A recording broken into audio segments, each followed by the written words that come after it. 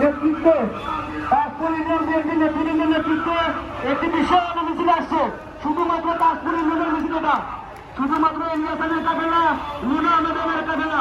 প্রিয় তাজপুরবাসী, আপনারা জানেন ইলিয়াসের সন্ধানে আজকের অভিযোগ করতেছেন।